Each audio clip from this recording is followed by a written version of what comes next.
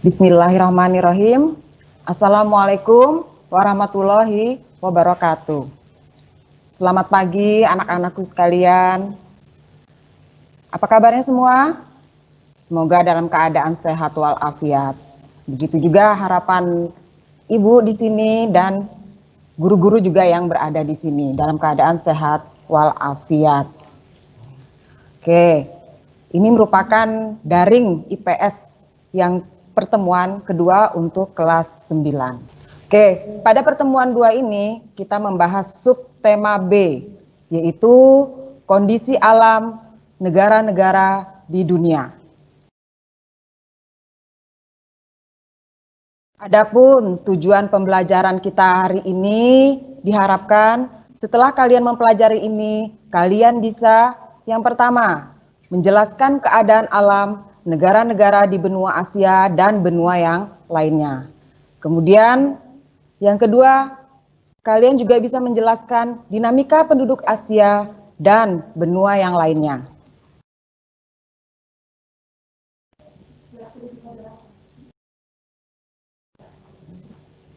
Oke, sebelum kita lanjut, ada baiknya kita mengingat kembali pembelajaran pada minggu lalu yang diberikan materi oleh Ibu Tuti, yaitu mengenai benua dan samudra. Nah, ini ada pertanyaan. Benua apa saja yang kalian ketahui berdasarkan pembelajaran materi yang lalu? Semoga kalian masih ingat. Apa saja? Semoga kalian masih ingat, terutama nih Gabriel ya Bu Titi ya. Yang pertama itu adalah Asia. Benua Asia adalah benua yang terbesar di permukaan bumi. Benua Asia juga disebut juga dengan benua kuning. Mengapa demikian? Sebutan ini mungkin karena rata-rata orang di benua Asia berkulit kuning yang berasal dari ras Mongoloid. Kemudian yang kedua, itu adalah benua Amerika. Sebutannya lainnya itu adalah benua merah. Mengapa juga disebut benua merah? Karena penduduk asli orang Amerika itu adalah orang Indian yang berasal dari ras Kaukasoid. Yang menurut mereka kulitnya merah, tapi sebenarnya tidak merah juga. Rata-rata putih ya. Kemudian yang ketiga itu adalah Eropa. Sebutan ini adalah nama lainnya benua biru. Mengapa demikian? Itu ada dua alasan. Yang pertama karena bola mata orang-orang Eropa itu berwarna biru. Dan yang kedua, orang-orang Eropa itu banyak keturunan bangsawan. Yang kata lainnya dikatakan berdarah biru. Padahal darahnya tetap merah ya. Kemudian yang keempat itu adalah Afrika. Nama lainnya itu adalah benua hitam. Mengapa disebut benua hitam? Kalian pasti tahu ya. Karena kulitnya berwarna hitam yang berasal dari ras Negroid. Dan yang kelima itu adalah benua Australia. Nama lainnya itu adalah benua hijau. Nah, ini mengapa mendapatkan sebutan benua hijau? Tidak ada hubungannya dengan ras atau yang lainnya. Tetapi kalau dilihat dari kondisi geografisnya, rata-rata di benua Australia itu banyak hutan yang lebat, sehingga kalau dilihat itu warnanya hijau, makanya disebut dengan benua hijau. Ini adalah materi yang disampaikan Ibu Tuti pada pertemuan yang lalu. Oke, next kita lanjut dengan materi hari ini, yaitu setiap negara memiliki karakteristik sendiri yang berbeda dengan negara lainnya, baik keadaan alamnya maupun keadaan penduduknya. Dalam bagian ini juga kita akan mempelajari beberapa keadaan alam di dunia, baik benua Asia maupun benua yang lainnya. Di mana keadaan alam yang dimaksud yang akan kita bahas di dalam materi ini atau pertemuan itu adalah mengenai lokasi, iklim, bentuk muka bumi, geologi, flora dan fauna, serta kondisi penduduk. Nah, dalam hal ini tidak semua negara kita bahas satu persatu mengenai keadaan alamnya, tetapi mewakili dari negara, mewakili beberapa benua yang ada di permukaan bumi. Negara apa sajakah itu yang akan kita bahas? Nah, yang pertama, kalian amati. Kalau berdasarkan gambar ini, kalian bisa mendebak negara apa ini dan berada di benua apa. Ditambah lagi dengan bendera. Ada yang tahu? Ya, benar, Jepang. Jepang itu berada di benua Asia. Kemudian negara yang kedua. Ada yang tahu dengan ciri khas gambar ini? Benderanya. Ya benar, itu adalah negara Amerika Serikat yang terletak di benua Amerika. Kemudian yang ketiga, nih, negara apa? Benar, Inggris, yang berada di benua Eropa. Kemudian, ini negara apa? Benar sekali, ini adalah benua Australia yang terletak di benua Australia. Dan yang terakhir, nah, gambar apa ini? Kalian sudah mengetahui. Ya. Ada Sphinx, ada piramid, berarti negara Mesir yang terletak di benua Afrika. Oke, kita bahas dulu yang pertama mengenai negara Jepang yang berasal dari benua Asia. Ada beberapa catatan penting tentang negara Jepang. Bisa kalian lihat, ibu kotanya Tokyo, bahasa resminya itu adalah bahasa Jepang. Agamanya ada Shinto, Buddha, dan Kristen. Pemerintahan konstitusional. Kepala negaranya Kaisar, Perdana Menteri, dan mata uangnya itu adalah yen. Nah, itu catatan penting mengenai negara Jepang. Mengenai lokasi, negara ini merupakan salah satu negara industri yang produknya terkenal di belahan dunia, baik di bidang otomotif, elektronik, dan hiburan. Secara sadar atau tidak, kalian pasti sudah mengkonsumsinya. Coba diingat-ingat dan dilihat di sekitar kalian. Ada beberapa contoh produk Jepang untuk otomotif dan elektronik. Mungkin kalian kenal dengan simbol-simbol seperti ini. Nah, Toyota, Honda, dan Yamaha. Ini di bidang otomotif. Nah, apa saja produknya seperti Honda? Ada roda 2 dan ada roda 4. Ada yang bisa menyebutkan? Untuk produk Hondanya, roda 4? Benar sekali, itu ada Yaris, ada Mobilio. Kemudian untuk roda 2-nya ada Vario, ada Beat, ada Scoopy, dan Porsa. Kemudian untuk Yamaha-nya, ada yang bisa menyebutkan produknya yang lain? Ya, benar sekali. Ya. Nah, inilah beberapa produk otomotif yang sudah kalian konsumsi baik secara sadar maupun tidak sadar. Kemudian elektroniknya. Perhatikan di sekeliling kalian barang-barang elektronik yang sudah kalian konsumsi. Apa saja?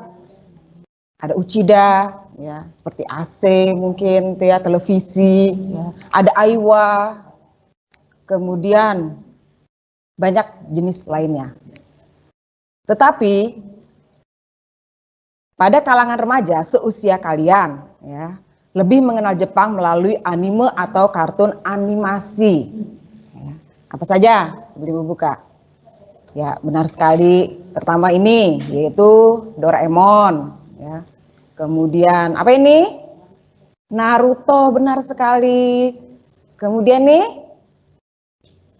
One Piece. Ya, Ibu mengenalnya sih melalui komik. Entah apakah ada kartunnya atau tidak. Ya. Kemudian di manakah Jepang berada? Kalau kita lihat, Jepang berada di samudra, di Laut Samudra Pasifik. Perhatikan peta yang ada. Nih, yang berwarna merah ini, itu adalah lokasi Jepang. Nah, ini lapangan Jepang. Nah, lokasi letak astronomis dari Jepang itu berada di 30 derajat lintang utara sampai 40 derajat lintang selatan. Ya. Berarti di sini 30 lintang utara sampai 47 derajat lintang utara. Dan 128 bujur timur di atas, kemudian sampai 146 derajat bujur timur.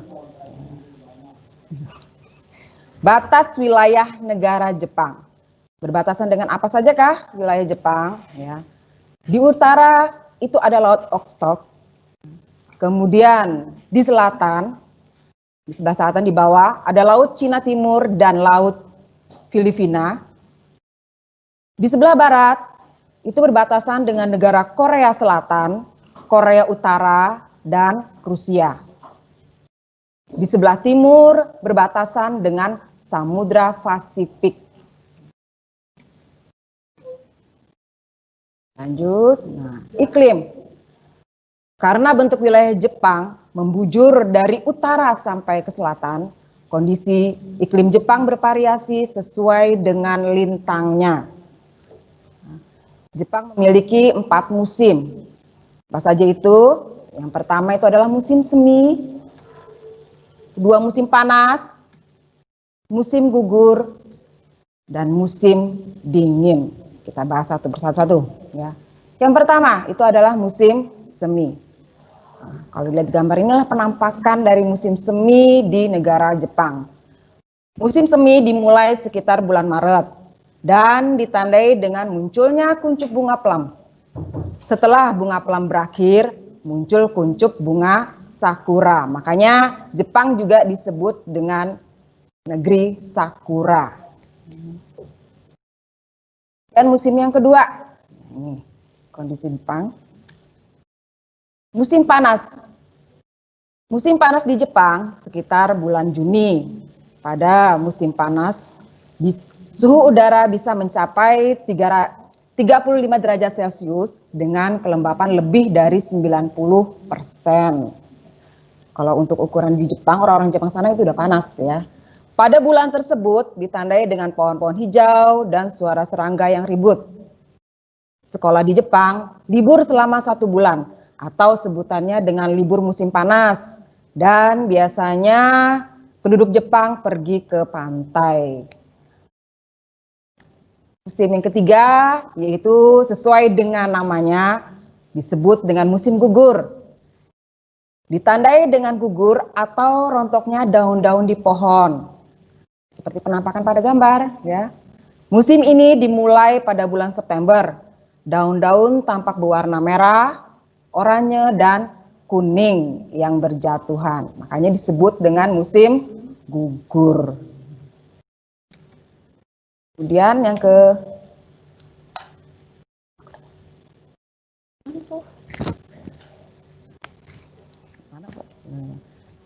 keempat itu adalah musim dingin. Musim dingin ini terjadi di Jepang dengan suhu udara di antara minus 7 derajat Celcius sampai 7 derajat Celcius. Kalian bayangkan bagaimana keadaan suhu di Jepang pada saat itu atau pada saat musim dingin. Ini iklim yang berada di Jepang. Nah, kita lanjut. Musim dingin ditandai dengan turunnya butiran salju yang terjadi sekitar bulan Desember. Pada musim dingin, suhu udara sangat rendah, bahkan sampai mencapai minus 20 derajat Celcius, seperti yang terjadi di Hokkaido. Bentuk muka bumi untuk negara Jepang. Jepang memiliki dataran rendah yang kecil, sekitar 30% dari luas wilayahnya. Sekitar 70-80% itu adalah daerah pegunungan. Wilayah dataran terletak pada sepanjang pantai. Dataran terbesar dapat dijumpai di dataran Kanto. Dataran Kanto ini terdapat di wilayah Tokyo.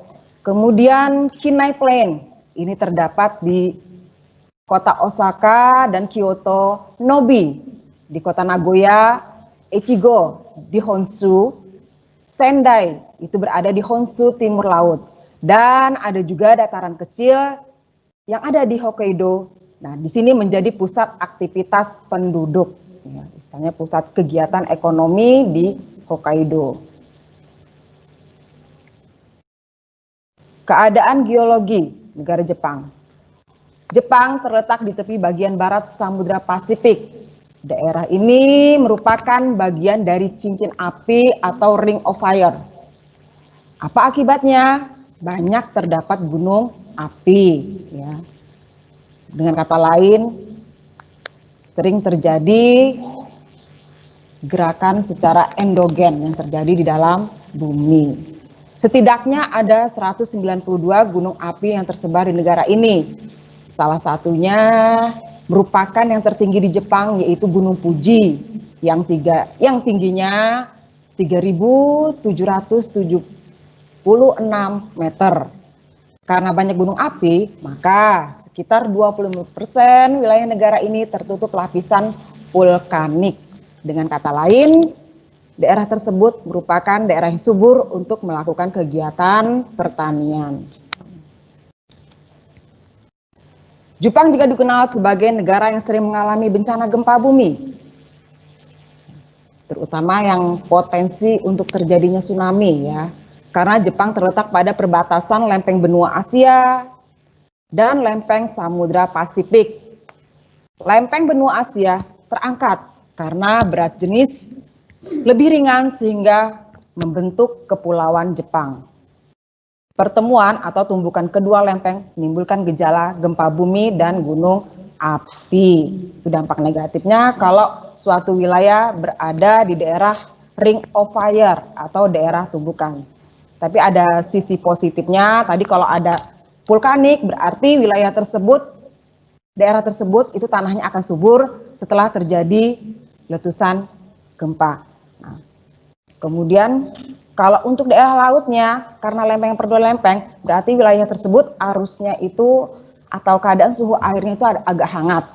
Makanya Jepang juga mempunyai potensi sumber daya laut yang besar karena pertemuan dua arus panas, Oyashiwa dan Uroshiwo, sama dengan Indonesia yang mempunyai dua dangkalan, dangkalan Sunda dan dangkalan Sahul, yang artinya airnya tidak terlalu dingin, tidak terlalu panas, tapi bagus untuk perkembangbiakan makhluk hidup di laut. Makanya dia kaya akan sumber daya laut.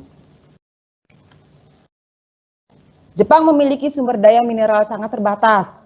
Karena itu Jepang sangat tergantung pada bahan mentah dan bahan bakar dari hasil impor negara lain. Hasil tambang dalam negeri sangat tidak cukup untuk memenuhi kebutuhan industrinya. Di antaranya beberapa hasil tambang tersebut itu adalah memiliki juga batu bara, tapi batu bara ini sifatnya terbatas, ya. Untuk dikonsumsi sendiri aja dia sudah kurang. Kemudian dia mengimpor dari negara yang lain.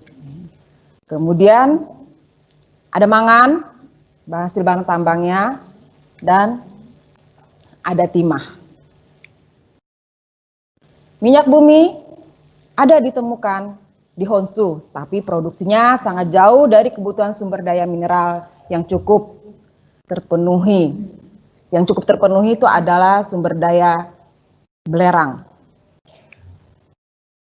Bagaimana dengan keadaan flora dan fauna di negara Jepang?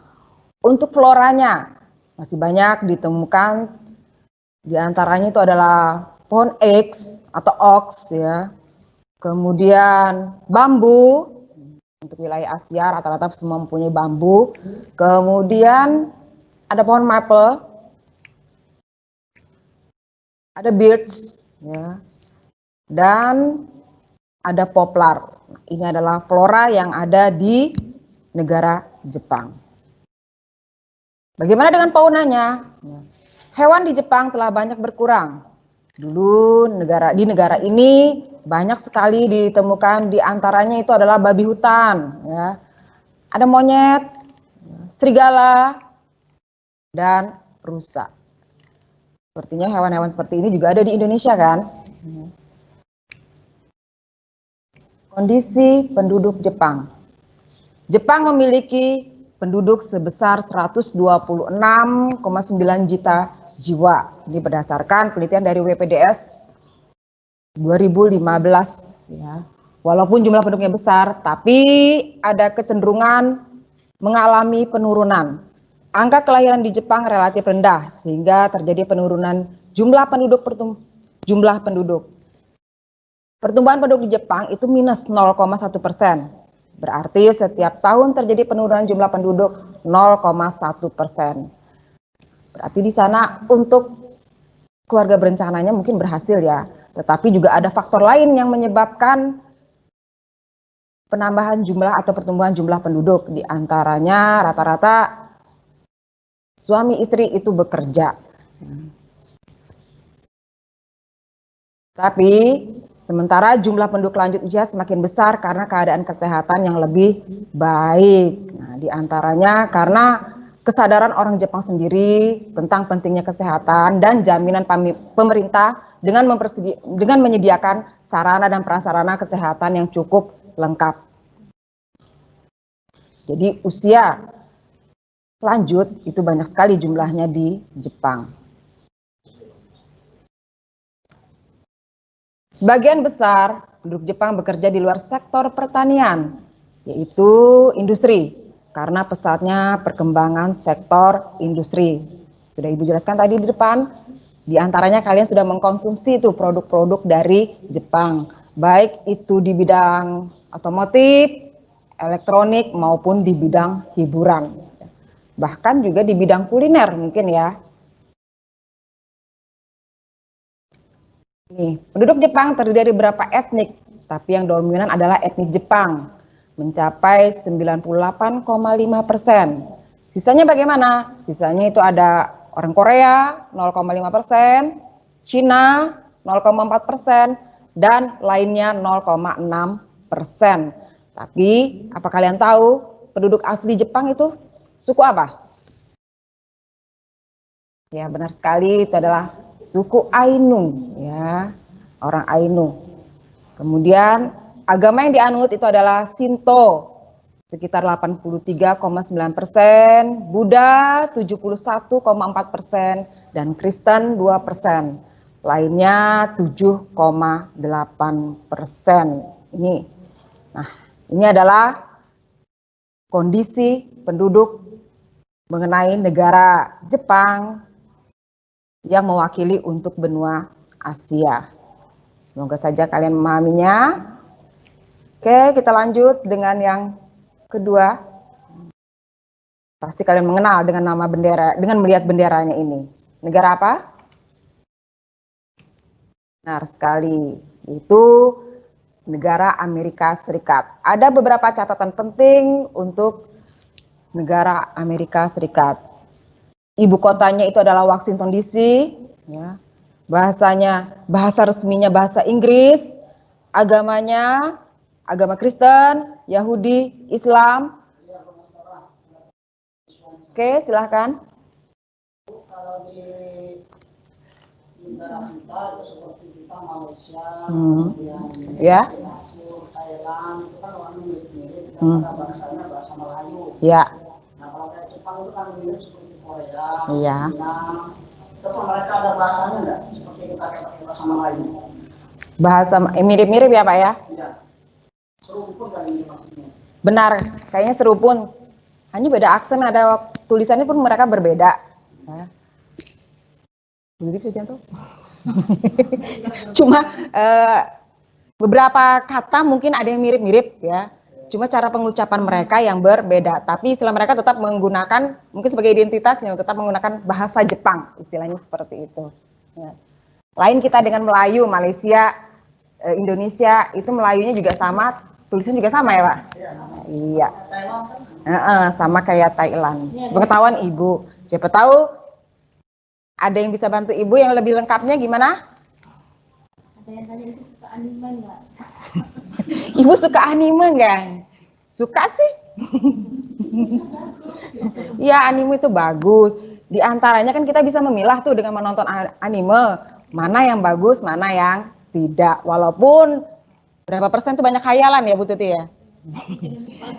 Ya, tuh jangan lupa drakornya.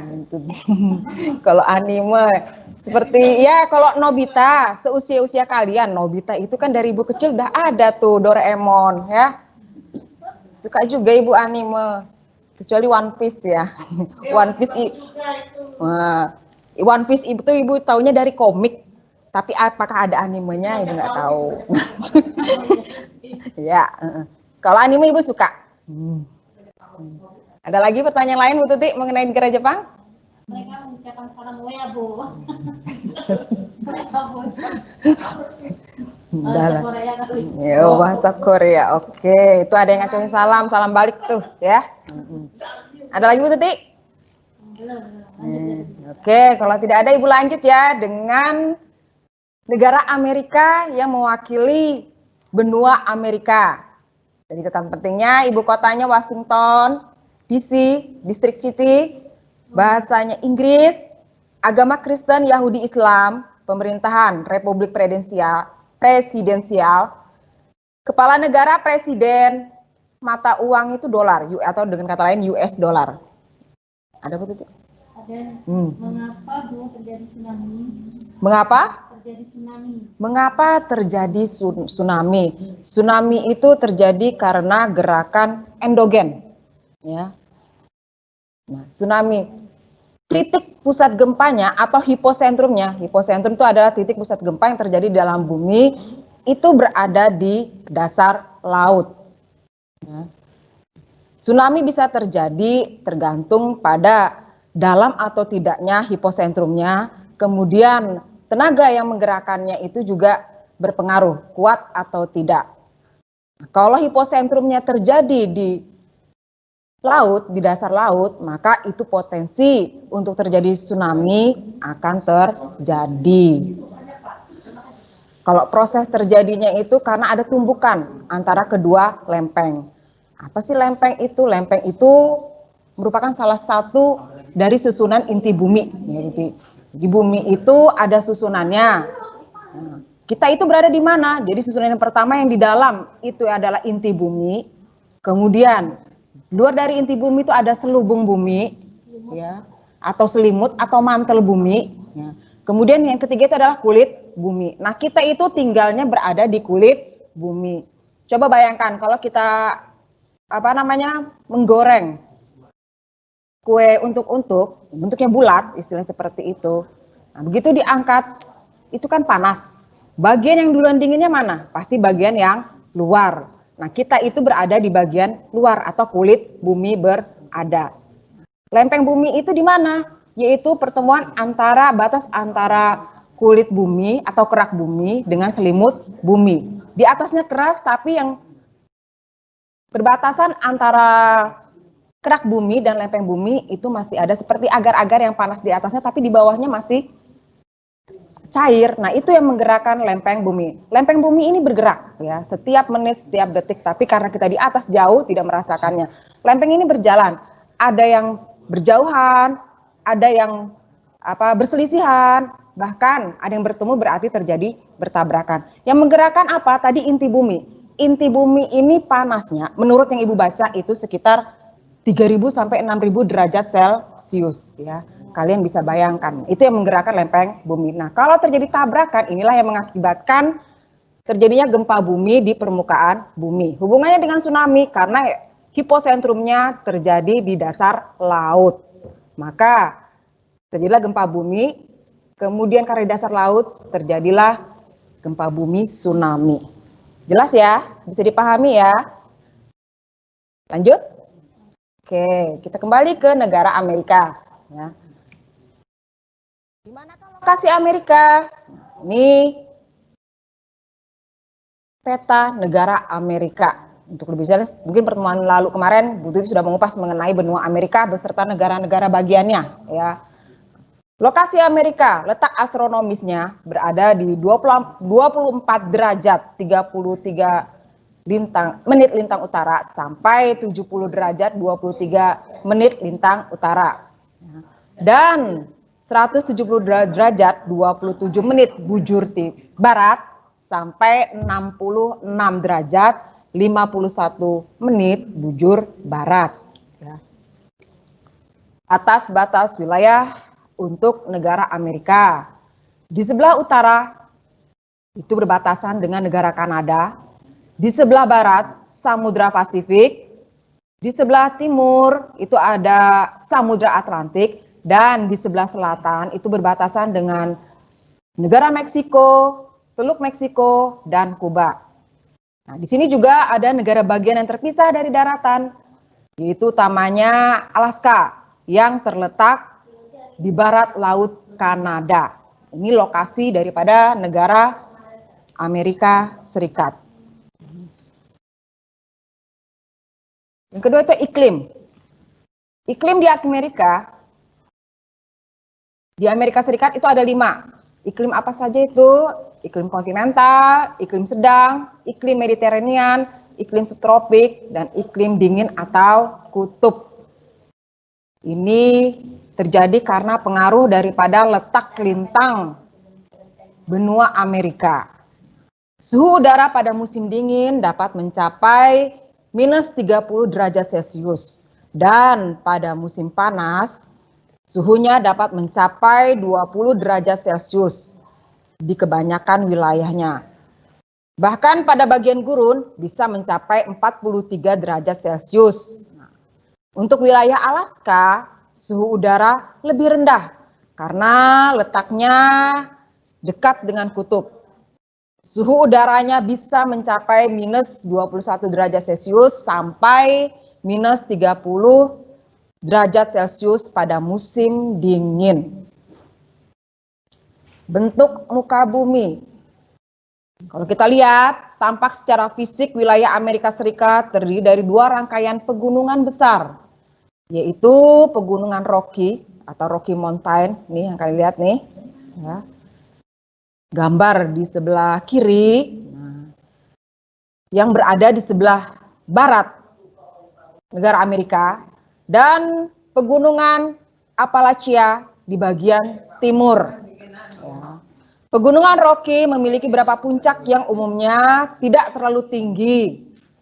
Pegunungan Appalachia di bagian timur membentang hampir sejajar Samudra Atlantik sejauh 2.400 km. Kemudian bagaimana dengan dataran rendahnya? Ya. Di antara kedua pegunungan tersebut terletak dataran yang sangat luas yang disebut dengan Great Plain. Sejumlah sungai mengalir melewati dataran tersebut, dengan sungai terbesarnya itu adalah Sungai Mississippi. Panjangnya 3.734 km, yang merupakan sungai terpanjang kedua di Amerika Serikat itu adalah Sungai Missouri, 3.768 km. Di bagian utara yang berbatasan dengan Kanada, terdapat sejumlah danau atau yang dikenal dengan Great Lakes. Danau tersebut adalah Danau Michigan, Danau Huron, Danau Superior, Danau Erie, dan Danau Ontario. Ini tampakan Sungai Michigan. Ya. Kok sungai sih? Maaf, salah, koreksi. Bukan sungai ya, Danau Michigan, Danau Superior. Kemudian bagaimana dengan keadaan geologi negara Amerika Serikat? Barang tambang yang terdapat di Amerika Serikat, itu misalnya itu adalah batu bara, ya. Kemudian ada minyak bumi, tembaga, fosfat, timah, dan biji besi. Kemudian Amerika Serikat juga memiliki dataran yang sangat luas dan cukup subur. Ini biasanya digunakan untuk pertanian. Di antaranya banyak ditanami tanaman sereal seperti gandum, kemudian jagung, dan beberapa bagian juga dijadikan sebagai lahan peternakan. Ya, ada domba, peternakan kuda, flora dan fauna. Pada saat bangsa Eropa datang ke Amerika, bagian timur negara tersebut masih berupa hutan yang sangat lebat. Di bagian utara atau di daerah pegunungan banyak ditumbuhi pohon pinus. Ya. Kemudian untuk di Amerika bagian tengah atau Great Plain terdapat padang rumput luas atau prairie atau istilahnya stepa yang sangat luas dari perbatasan dengan Kanada di utara sampai sekitar Teluk Meksiko di selatan. Kemudian di bagian tenggara dapat dijumpai hutan yang menggugurkan daunnya setiap tahun, atau istilahnya hutan tersebut disebut deciduous forest.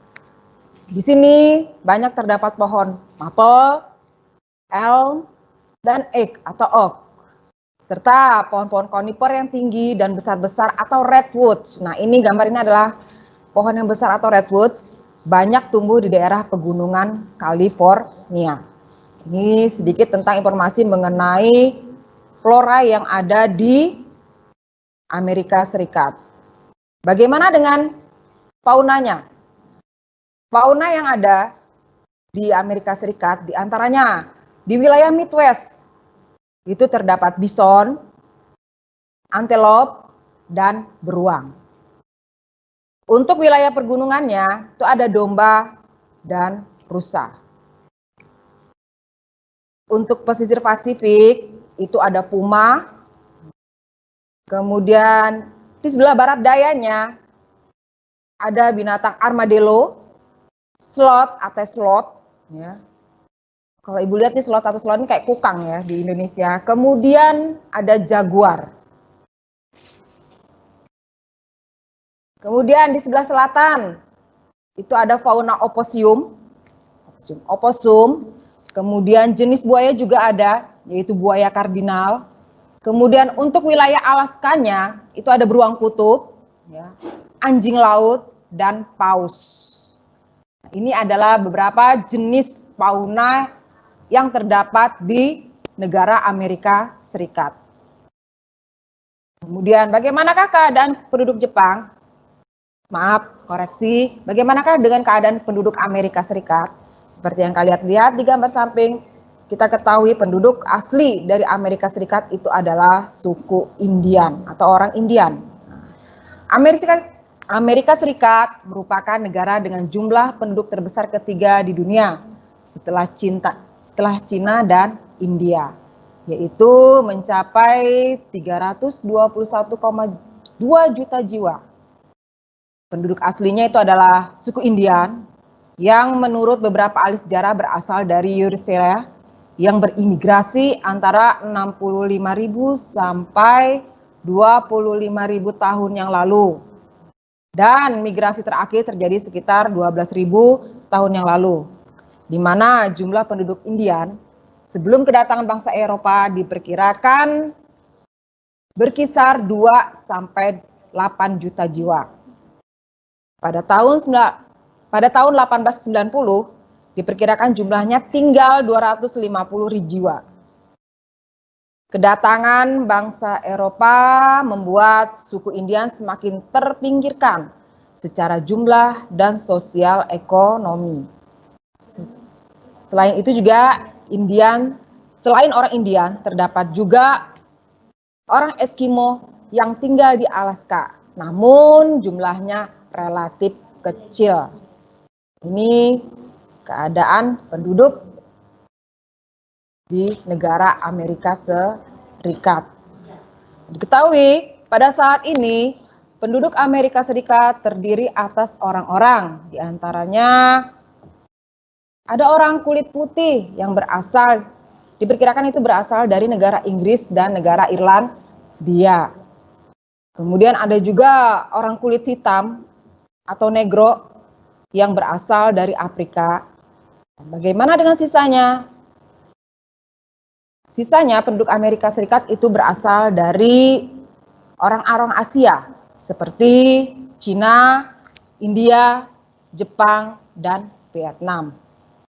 Mungkin Indonesia juga ada, tapi hanya beberapa persen saja.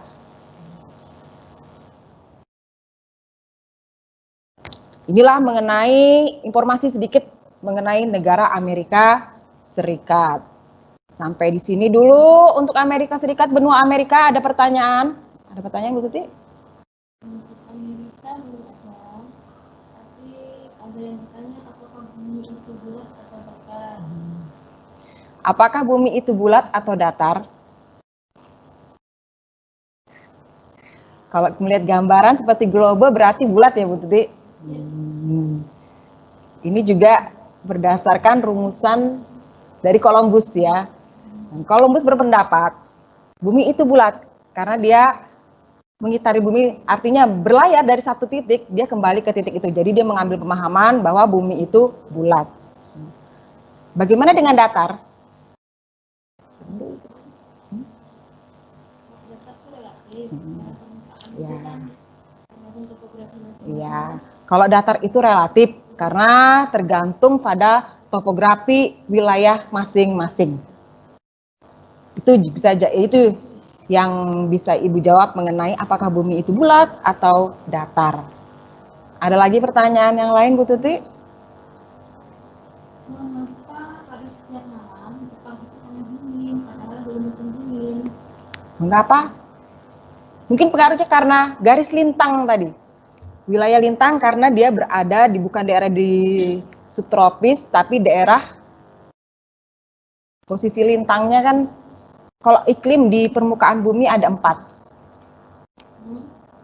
Jadi iklim di permukaan bumi itu dibagi menjadi 4 ya, iklim tropis, subtropis, sedang, dan dingin. Nah kalau kita lihat berdasarkan garis lintangnya, Jepang ini berada di wilayah subtropis ke dingin ya.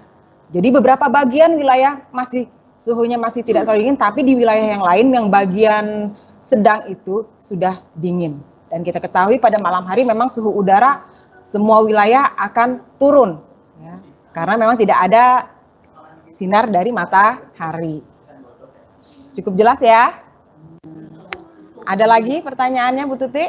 Oke, dari Lutfi kelas 9A. Mengapa di Amerika sering terjadi angin topan? Karena dia mempunyai dataran yang sangat luas. Kita ketahui kalau mempunyai dataran berarti tidak ada yang menghalangi pertemuan angin. Angin itu kan tidak hanya satu arah, tapi ada beberapa arah. Dan membawa suhu atau udara ya, massa udara yang berbeda. Ada yang dingin dan ada yang panas. Karena pertemuan dua arah angin ini di satu titik dia ada yang bertabrakan, nah itulah yang membuat terjadinya angin topan ya. Sering terjadi di Amerika karena dia mempunyai dataran yang sangat luas sehingga tidak ada vegetasi, artinya tumbuh-tumbuhan atau kenampakan seperti gunung atau bukit yang memecah tiupan angin tersebut, arah angin tersebut, sehingga terjadi angin topan dan dipengaruhi juga suhu udara ya. Ibu rasa itu jawabannya. Ada lagi? Ini dari Dimas. Dimas. Bagaimana mengantisipasi musibah tsunami? Bagaimana mengantisipasi musibah tsunami? Biasanya seperti di Jepang, dia mempunyai ada alat pendeteksi terjadinya tsunami atau pendeteksi terjadinya gempa ya. Jadi gempa itu bisa dideteksi dengan alatnya disebut dengan seismograf ya. Itu yang menggunakan alat. Biasanya juga ada juga yang berdasarkan insting dari penduduk atau hewan-hewan yang berada di wilayah tersebut ya. Mungkin ikan pada pergi atau hewan, nah itu bisa dilihat seperti itu. Tapi kalau secara teknologi, secara ilmu pengetahuan, ada alat pendeteksi terjadinya gempa. Nah ini biasanya kalau di Indonesia BMKG yang memberikan informasi seperti itu. Sehingga penduduk yang berada di wilayah pinggiran pantai untuk diberitahukan mengungsi ke tempat yang lebih aman. Ya. Termasuk kekuatan gempa yang terjadi itu juga bisa dideteksi. Itu saja yang bisa Ibu jawab. Ibu rasa waktunya sudah habis. Baik, kita ambil kesimpulan dari pertemuan ini. Kita sudah mempelajari mengenai kondisi negara-negara di dunia. Di antaranya pada pertemuan ini hanya bisa 2 negara yang kita bahas, yaitu negara Jepang mewakili benua Asia dan negara Amerika Serikat mewakili daripada benua Amerika. Nah, kalian mengetahui lokasinya, kemudian iklim yang terjadi, ya, kemudian keadaan geologinya, yang berhubungan dengan hasil tambang yang diperoleh dari negara tersebut. Kemudian kondisi flora dan faunanya, termasuk keadaan penduduk negara tersebut. Ibu rasa karena waktu, mungkin selanjutnya akan kita bahas di pertemuan yang akan datang. Ya. Yang akan datang untuk tugasnya nanti di-share di Google Classroom. Ya. Intinya itu ada tugas atau latihan. Ibu dengan menampilkan gambar-gambar dari ciri khas negara tersebut. Kalian hanya menyebutkan nama negara dan berasal dari negara mana. Ya. Nanti tugasnya ada di Google Classroom. Ya. Oke, Ibu akhiri saja pertemuan kali ini. Dan untuk selanjutnya Ibu mohon dibaca materi selanjutnya. Kan sudah dikirim tuh linknya untuk buku pelajaran.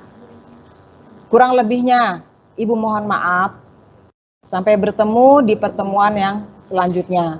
Bu akhiri, Assalamualaikum warahmatullahi wabarakatuh.